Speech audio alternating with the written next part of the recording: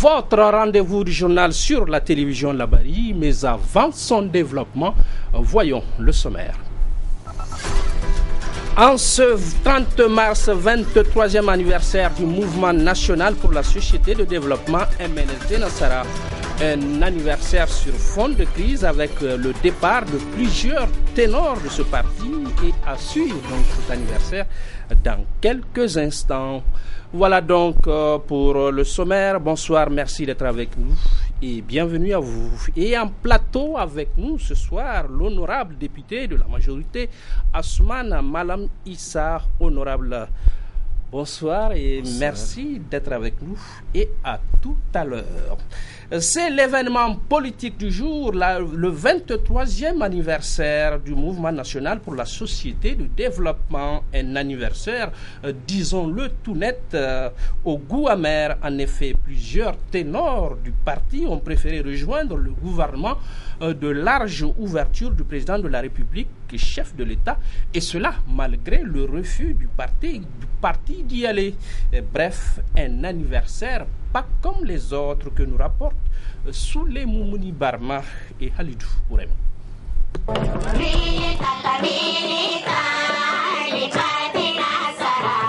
Ce 23e anniversaire du mouvement national pour la société de développement a été marqué par une grande manifestation qui a enregistré la présence des militants et militantes du parti et des autres formations politiques membres de la RDR. Le secrétaire général du bureau politique national du MNSD, dans une déclaration, a fait un bref regard rétrospectif de ce grand parti qui a dirigé le Niger sous la 3e, la 5e et la 6e République avec des résultats satisfaisants. Les Nigériennes et les Nigériens sont témoins du fait qu'à chaque fois que le MNSD Nassara est arrivé au pouvoir, il a su, par sa politique de développement à la base et une utilisation judicieuse et rationnelle des ressources humaines, rétablir les équilibres socio-économiques en apportant des solutions originales aux problèmes liés aux arriérés de salaire, à l'endettement excessif de l'État, au manque criard d'infrastructures et à la déliquescence des services sociaux. Qui ne se rappelle en effet du programme spécial du président de la République, dont les retombées au profit d'une vaillante population ont été unanimement reconnues, le monde rural, dont les attentes et les sollicitations sont outrageusement négligées par les autorités actuelles, se souvient certainement des actions concrètes de développement que notre parti et ses alliés, sous la houlette dynamique du président Mamadou Tanja, grand bâtisseur, a mené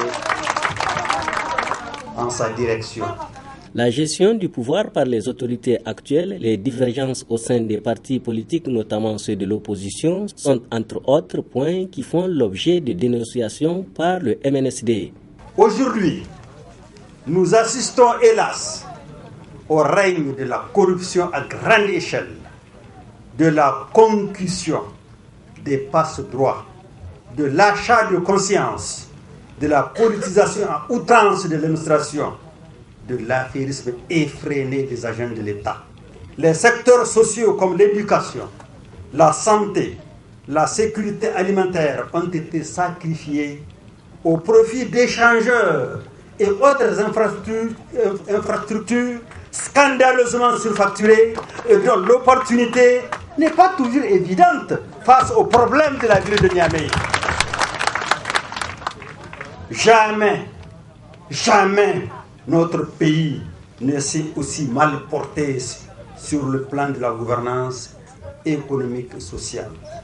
S'agissant de la situation actuelle, et particulièrement depuis le refus souverain du bureau politique national, du MNSD Nassara, d'entrer dans un gouvernement d'union nationale, notre parti est sujet à des provocations, des dissidences et de toutes sortes de manœuvres de déstabilisation, et de sabotage orchestrés par des militants égarés à la solde de Issoufou Mahamadou lui-même, dans le but de fragiliser notre parti. Le Mouvement national pour la société de développement, dans sa déclaration, tient le président de la République comme l'instigateur du meeting organisé par Alma Oumarou la semaine dernière à Zender en violation de la décision du juge avant de soulever un certain nombre de préoccupations qui méritent des éclaircissements, entre autres l'affaire dite Sadi Kadhafi, les négociations Niger-Areva et la nécessité du respect du principe de la séparation du pouvoir et l'indépendance de la justice. Toujours plus fort. Et sans attendre, nous en venons à notre invité, l'honorable député Assoumana Malamissa. Bonsoir à nouveau. Bonsoir. Vous êtes signataire de la lettre d'interpellation du ministre des Mines et du Développement industriel hier à l'hémicycle de l'Assemblée nationale, et ce par rapport donc aux négociations entre le Niger et le groupe français Areva. Comment en êtes-vous ressorti hier de l'interpellation? Bismillahirrahmanirrahim. Je voudrais avant toute chose vous remercier pour cette occasion que vous nous donnez de contribuer à l'information de la population relativement à un sujet qui, on le sait bien depuis un certain nombre de mois, défrayait la chronique. Et effectivement, hier, quand nous avions fait l'interpellation, nous avons attendu des réponses du ministre d'État, des réponses qui, somme toute, nous ont satisfaits, des réponses qui nous paraissent encourageantes dans le contexte de ces négociations, surtout quand il s'agit d'un thème aussi sensible que la production et la vente de l'uranium, surtout quand ça intervient dans un moment où la chasse aux rumeurs et aux autres informations infondées est devenue une discipline partagée. Donc nous estimons qu'il était temps que la bouche autorisée sorte pour donner les informations au peuple. Et c'est ce que le ministre d'État a fait hier. Nous estimons que c'était une très bonne chose pour nous et pour toute la population du Niger. La rumeur, les interpellations, l'imagination fertile des uns et des autres, ils ont trouvé la réponse qu'ils veulent. Vous savez, c'est relatif. Quel que soit ce qu'on va livrer à un certain nombre d'individus, ils vont toujours trouver à redire. Mais j'estime que nous avons posé 6 questions de nos points de vue qui sont préoccupantes. Et les réponses que le ministre d'État nous a données sont des réponses qui nous paraissent, comme je l'ai dit, très encourageantes. Nous avions demandé quand est-ce que les négociations avaient démarré. Il nous a répondu que c'était avant la fin de l'année 2013, aux environs du mois d'octobre, parce que le contrat venait à terme en décembre 2013, donc il fallait avant ce terme-là que les négociations s'enclenchent et qu'un compromis soit trouvé. Ça n'a pas été facile simplement parce que le gouvernement du Niger a pris ses responsabilités et n'a pas transigé par rapport à Areva quant à l'issue qui serait bénéfique pour la population. Oui, pardonnez-moi de vous interrompre, mais la question que tout le monde se pose, pourquoi alors ces négociations ont-elles pris beaucoup de temps? Mais c'est ce que je suis en train d'expliquer. Si on n'avait pas trouvé la solution à l'échéance espérée, ce que les deux parties, comme il l'a dit lui-même, se sont montrées très exigeantes, chacun défendant ses intérêts pour reprendre ses mots, et parce que simplement je crois que de par le passé, ceux qui ont l'habitude de négocier cèdent à tout bout de champ face à Areva et aux autres partenaires, et que cette fois-ci le gouvernement a dit qu'il est inadmissible qu'on continue dans un contrat où le Niger ne trouve pas sa part de façon équitable. Et le Niger en tout cas selon ce que le ministre nous a dit, a eu une position responsable quant à ce qu'il faudrait que du point de vue des recettes issues de l'uranium, du point de vue d'un certain nombre d'infrastructures qui devraient être installées, notamment la route RTA, notamment l'accompagnement qu'il faut pour l'aménagement Iraser, et surtout aussi pour quelque chose qui paraît incompréhensible de tous les Nigériens, quant à ce que les deux sociétés, en tout cas au moins les 2 ou les 3 sociétés minières, doivent avoir des sièges propres à elles dans notre pays. Pendant 40 ans que l'uranium est exploité, elles sont en train de louer, ce qui est inadmissible. Oui, nous comprenons que là, c'est la position défendue bec et ongle par le gouvernement. Mais où en est-on aujourd'hui concrètement? Le ministre nous a rassurés sur une chose, parce qu'avant que nous ne déposions la lettre d'interpellation, il était question que la loi 2006 notamment, qui est la loi qui doit consacrer au Niger un certain nombre de prérogatives, cette loi allait être modifiée et que ce serait déjà transmis à l'Assemblée nationale. Ce qui n'est pas tout à fait vrai parce que la loi nous est transmise, mais pour une autre finalité, et que relativement aux dispositions que le ministre a défendues dans ces négociations, il n'est pas question qu'on modifie cette loi. Et il a rassuré le peuple nigérien qu'ils demeurent sur leur position quant à l'application effective de cette loi. Donc, poursuivons ce journal, si vous le voulez bien, de la politique encore version jeune, pardonnez-moi l'expression, avec une structure qui vient de voir le jour. Elle est dénommée Jeunes Unis pour El Hadji Moumouni et c'est une initiative des jeunes militants du Modem Falumana. Adam Soumana et Alou Doubourema ont assisté à la cérémonie. Ils nous en parlent. Ce rendez-vous des militants du Modem Falumana du 3e arrondissement de la capitale, qui se passe de tout commentaire du point de vue mobilisation, est l'œuvre d'une structure de jeunes dénommée Jeunes Unis pour El Hadji Moumouni. Une nouvelle structure de cette importante frange de la population autour d'un homme qui incarne à leurs yeux l'espoir d'un lendemain meilleur. Cette assemblée grandiosement remarquable tenue en ce jour, 29 mars 2014, est là pour apporter une nouvelle philosophie. En effet, elle a pour slogan « Un homme pour la jeunesse et la jeunesse pour un homme ». C'est exactement en vue d'appliquer pratiquement cette philosophie que l'association des jeunes unis pour El Hadji Moumouni d'IPP, JEM, est créée et adaptée. Nous avons choisi comme guide El Hadji Moumouni Harouna, qui est connu et reconnu d'être un homme incarnant le changement et non l'apparence du changement. Soucieux avant tout de l'épanouissement de la jeunesse, El Hadji Moumouni Harouna est un militant qui s'est engagé spontanément dans la politique pour des finalités nobles et légitimes telles que l'affirmation de la jeunesse et de la masse populaire qui s'affaisse au chaos du désespoir. Ces jeunes qui disent faire une confiance aveugle au sieur El Hadji Moumouni Harouna dans son combat quotidien pour l'épanouissement des populations vulnérables ont par la même occasion levé tout équivoque sur l'objectif visé par leur structure. Je tiens également à évoquer, notre association ne possède aucun caractère de contrepartie. C'est tout simplement pour appuyer Moumouni Harouna dans ses actions politiques et même en dehors, de qui nous avons constaté un courage et une vertu incomparables.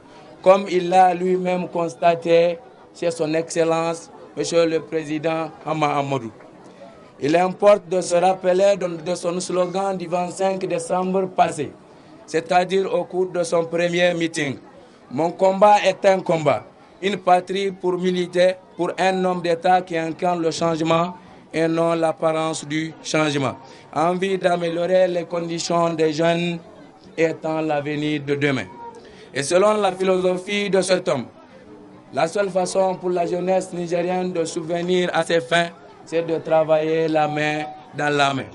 Soulignant que cette manifestation de réjouissance a été agrémentée par la présence de jeunes sur monture, qui sur selle mécanisée, qui à cheval, comme pour symboliser par ces derniers le temps des empires où les guerriers se rassemblent autour de leur général prêt à aller au combat. Et pour ces jeunes, El Hadji Moumouni représente ce général. Pépé, comme l'appellent affectueusement ses proches, a rassuré ces jeunes d'être toujours à leur côté pour le rayonnement du parti Modem Falumana Africa.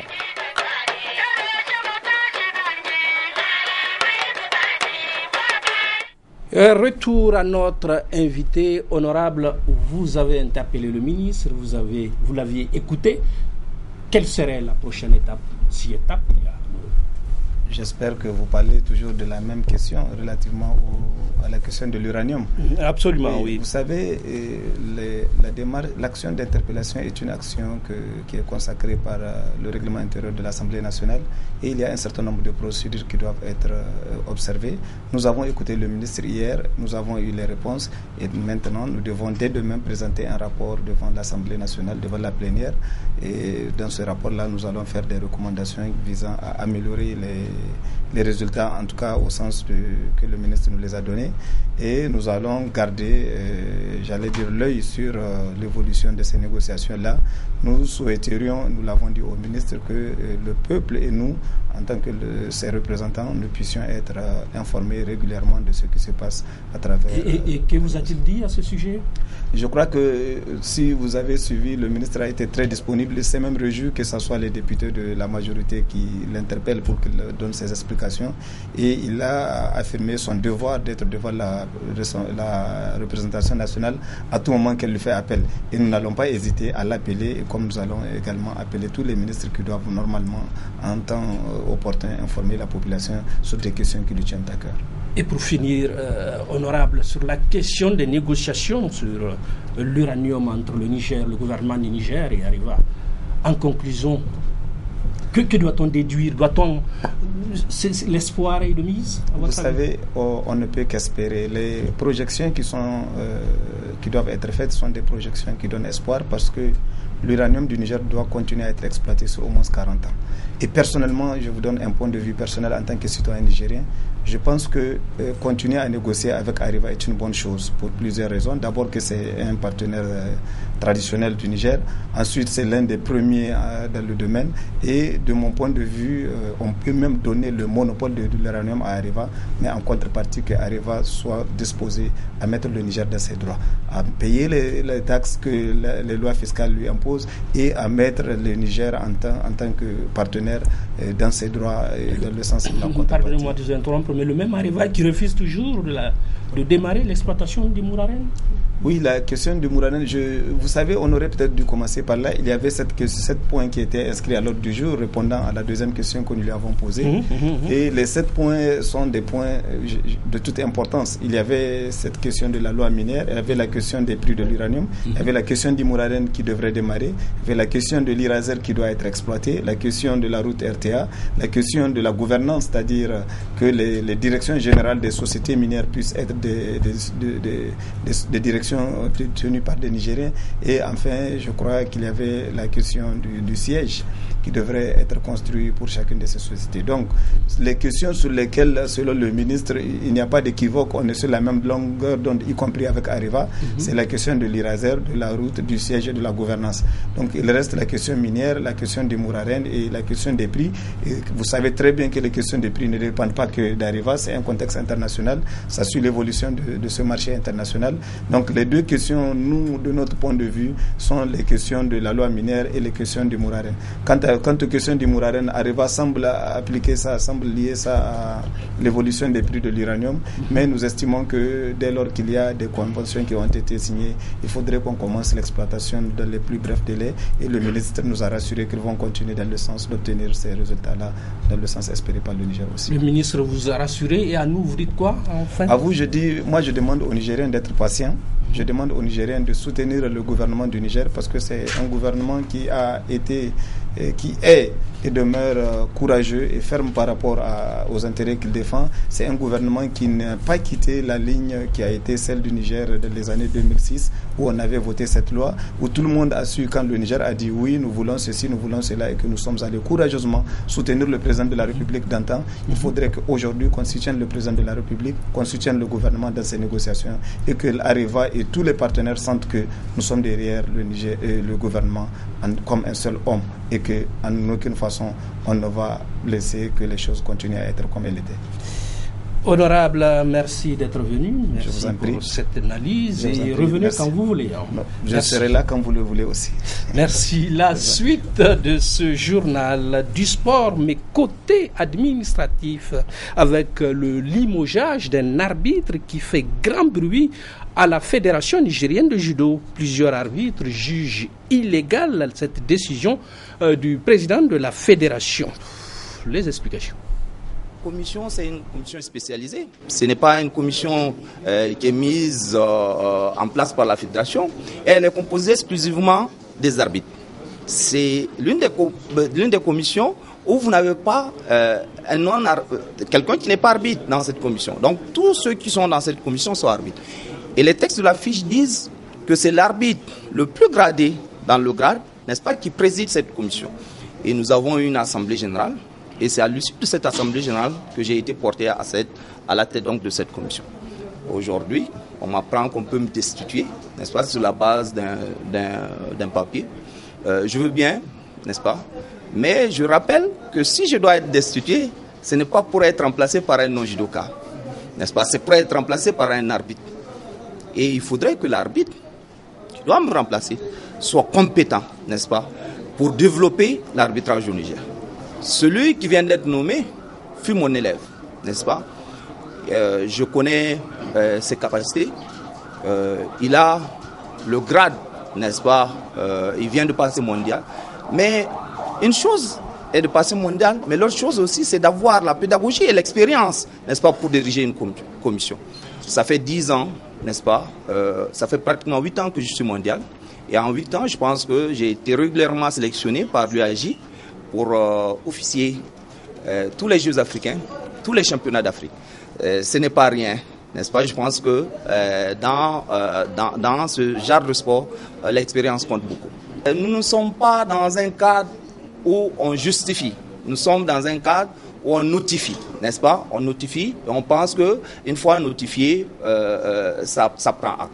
Or, nous avons, disons, la commission a répondu ce soir, n'est-ce pas, en rappelant au président hors mandat que c'est quand même c'est les arbitres qui m'ont mis à la tête de cette commission et c'est les arbitres qui doivent me destituer le jour où ils décideront. Nous ne suivons pas la fédération dans sa logique. Nous essayons, n'est-ce pas, d'animer, n'est-ce pas, la commission. Vous n'êtes pas sans savoir qu'à 2 semaines, nous avons fait un stage de recyclage où tous les arbitres africains étaient à ce stage, n'est-ce pas? C'est-à-dire que malgré la crise, n'est-ce pas, nous continuons à travailler. Nous continuons à travailler dans nos salles, mais nous continuons également à travailler au niveau donc de cette commission pour que le judo vive. Les jeunes du groupement Niala du quartier Yantala, comme leur nom l'indique, et conformément à leurs idéaux, font la guerre à l'insalubrité. Dernière initiative en date, une opération de salubrité à Yantala ce matin même. Ils ont à cœur de rendre propre et agréable à vivre le quartier, ont-ils confié à nos reporters Memouna Daouda et Cheibou Guissou. Cette opération de salubrité initiée par les jeunes du groupement Niala du quartier Yantala vise donc à rendre propre l'espace du quartier Yantala. Les jeunes de ce groupement sont plus que jamais déterminés à apporter leur contribution pour le rayonnement de leur quartier par cet acte volontaire. C'est dans le cadre du programme du président de la République, Niamey Niala, et que le groupement Niala a organisé cette journée avec les femmes et les jeunes de ce quartier. Donc, cette journée-là, comme vous le savez, la propriété fait partie du domaine de la santé. Donc, j'invite tous les Nigériens à se mobiliser pour faire comme nous. Et aussi, on remercie la mairie pour ces prêts de matière-là qu'ils viennent nous faire. Et vraiment, on remercie tous ces jeunes-là qui ont contribué à cette journée. Et également à la presse qui sont là aussi pour nous soutenir. Voilà. J'espère que les autorités voient ce qu'on fait. Et donc vraiment, comme je l'ai dit, on a besoin de beaucoup de soutien. Donc des jeunes comme ça qui ont pu à mettre leur courage à deux mains pour initier ce genre d'initiation méritent beaucoup de soutien, beaucoup d'appui. Donc on espère avoir vraiment des appuis pour que le campagne de salubrité que nous avons lancée aujourd'hui soit accomplie. L'initiative est saluée et encouragée par le chef service hygiène assainissement du 1er arrondissement de la ville de Niamey. J'avoue que c'est une bonne initiative. On n'est qu'à l'épouser avec tous les membres, tous les gens de Niamey. Parce qu'à chaque fois, s'il y a ce genre d'initiative, vraiment, Niamey sera vraiment plus belle. Donc j'encourage tous les riverains du quartier Yantala pour cette initiative. Les jeunes du groupement Niala de Yantala viennent donc d'accomplir un acte volontaire plein de sens qui doit être pris comme exemple par les jeunes des autres quartiers. Nous avons un autre invité sur ce plateau, un autre jeune, et c'est tant mieux. Il est venu nous parler des problèmes auxquels font face les sociétés de sécurité privée au Niger. Monsieur Diallo, tout Niamey en parle. De quoi s'agit-il, ce problème ? Bonjour, je vous remercie d'abord de nous donner cette opportunité. C'est vrai que le problème est un problème qui interpelle tous les citoyens de ce pays, puisqu'il s'agit de la sécurité de l'Union européenne qui a été confiée à une entreprise étrangère. nous sommes assez choqués, nous, les entreprises de sécurité privée, parce que je pense que tout le monde est unanime à se rendre compte que depuis un certain nombre d'années, nous avons fait énormément d'investissements en termes de logistique, en termes de matériel, en termes de formation, et que nous avons aujourd'hui une expertise, en tout cas nous pensons, qui peut même s'exporter. Et nous estimons que sur le plan de la sécurité, nous avons notre rôle à jouer. Nous respectons énormément l'Union européenne, nous apprécions beaucoup ce qu'ils font, mais nous attaquons un appel d'offres qui apparemment est un appel d'offres dans lequel il y a eu beaucoup d'ambiguïté, puisque la majorité de nos collègues n'a pas été informée, et que la sécurité étant quand même un domaine extrêmement sensible, nous estimons qu'à compétence égale, même si une entreprise étrangère avait les possibilités de répondre à cet appel d'offres, à compétence égale, ça reste quand même une affaire de Nigériens. Et nous croyons fermement aux autorités de la 7e République qui nous ont quand même motivés à investir à travers la maxime du chef de l'État qui est les Nigériens nourrissent les Nigériens. Nous avons estimé aussi que nous, les Nigériens, nous devons sécuriser les Nigériens. Et nous avons énormément fait. Aujourd'hui, nous sommes choqués parce que l'entreprise en elle-même est une entreprise que nous ne connaissons pas. Même si on est dans l'espace UEMOA et qu'il est reconnu effectivement la libre circulation des personnes et des biens, cela se dit c'est vrai en matière de commerce, mais la sécurité répond à des paramètres socio-culturels qui ne peuvent pas s'importer. Quand on a une compétence dans un pays, cela ne veut pas dire qu'on a forcément cette compétence dans notre pays. Prenons nos cas, nous sommes des entreprises qui sont reconnues pour leur qualité de travail au Niger, mais nous estimons que nous ne pourrons pas aujourd'hui être efficaces dans un autre pays tant que nous n'avons pas fait nos preuves dans ces pays-là. Donc qu'on nous explique sur cet appel d'offres comment est-ce que cette entreprise a pu être retenue. Oui, mais y a-t-il un service qu'elle offre beaucoup plus que vous, cette société étrangère, cette entreprise étrangère? Écoutez, nous avons été rechercher des informations et tout celui qui va sur Internet, notamment, vous voyez, j'ai devant moi un certain nombre de documents où cette entreprise, on parle d'un personnel qui est impliqué dans des affaires extrêmement troubles. On parle d'une entreprise qui fait planer des réelles menaces sur la sûreté et la sécurité dans le pays dans lequel cette entreprise se trouve. On parle même de mafia. C'est quelque chose d'extrêmement grave. Et nous estimons que l'Union européenne doit se pencher sur la démarche qui a été faite au niveau de cet appel d'offres parce que nous n'avons aucune visibilité sur les tenants et les aboutissants. Nous pensons sincèrement qu'il y a eu cet appel d'offres a été biaisé et qu'il est de la responsabilité de l'Union européenne de se pencher sur ce problème. Votre survie est menacée à vous entendre en tant qu'entreprise. Une entreprise qui se positionne dès son arrivée sur le plus grand marché du Niger, il va de soi que par ricochet, cette entreprise va récupérer l'ensemble des institutions de l'Union européenne, va se positionner sur l'ensemble des appels d'offres de ce pays et que nous sommes amenés à mourir. Et c'est d'autant plus grave que nous n'avons pas fait l'objet d'audit. Moi, ce que je dis, c'est que les techniciens de la sécurité qui ont fait cet appel d'offres n'ont qu'à venir nous auditer chacune des entreprises du Niger pour voir si nous avons compétence ou pas. Et qu'à compétence égale, nous estimons être prioritaires sur ce domaine qui est extrêmement sensible parce qu'il s'agit de la fragilité, il s'agit de sécuriser une institution aussi sensible que l'Union européenne. Remarquons aussi au passage que cette entreprise, c'est maintenant qu'elle cherche son personnel, c'est maintenant qu'elle cherche sa logistique. Alors, on ne comprend vraiment pas quels sont les tenants et les aboutissants de cette affaire et nous estimons qu'il y a des zones d'ombre sur lesquelles nous allons amener des éléments de preuve parce que certains d'entre nous ont des preuves sur le fait qu'il y a eu des choses pas claires. Oui, mais par le passé, vous avez eu à assurer la sécurité au niveau de l'Union européenne. Vous a-t-on reproché quelque chose? Nous travaillons actuellement avec une structure membre de l'Union européenne qui est Cap Sahel et nous estimons que nous faisons un travail exceptionnel et nous savons aussi que le Niger quand même est le pays le plus stable de la sous-région, ce qui sous-entend bien notre intelligence et notre expertise en termes de sécurité. Et cette sécurité-là a poussé les autorités à inaugurer aujourd'hui la seule et unique école de la sous-région qui forme et qui encadre les éléments de la sécurité privée. Donc nous ne comprenons vraiment pas par quelle osmose et par quelle acrobatie cette entreprise est venue surplanter l'ensemble des sociétés de sécurité que nous sommes, sans qu'on ait vu l'ombre d'une quelconque personne venir nous voir pour faire l'audit. Oui, vous êtes président du collectif. Êtes-vous parlé à qui de droit à propos de cette affaire? Nous avons fait une déclaration en date du 28 mars pour interpeller l'opinion publique. Nous avons écrit aux responsables de l'Union européenne que nous sommes convaincus, peut-être n'est pas au courant du cheminement qu'a eu cet appel d'offres pour qu'on puisse arriver à ces conclusions-là. Nous avons demandé à le rencontrer et nous avons envoyé ampliation à l'ensemble des autorités de ce pays pour qu'on puisse prendre conscience quand même que c'est pas le fait de gagner ou de perdre un marché, c'est le fait de ne même pas être consulté dans un domaine dans lequel nous nous battons matin, midi, soir pour faire nos preuves. Et nous estimons que nous, les entreprises sécurité privée du Niger, nous sommes capables aujourd'hui d'aller même à l'international. Donc qu'on ne nous fasse pas l'insulte de nous positionner une entreprise ici qui n'a pas fait ses preuves et qui n'a aucune référence. C'est une insulte à votre avis? C'est plus qu'une insulte. Cela sous-entend encore, et je le dis, que nous, les Nigériens, nous ne sommes pas capables de mettre en sécurité nos invités.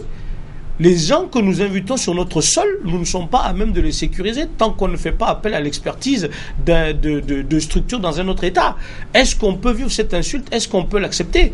Et en sachant derrière que c'est toute une machine qui sera mise en route pour que, à partir de la légitimisation de la présence à l'Union européenne, puisse faire en sorte que cette société puisse récupérer l'ensemble des autres appels d'offres. Donc nous allons disparaître incessamment sous peu.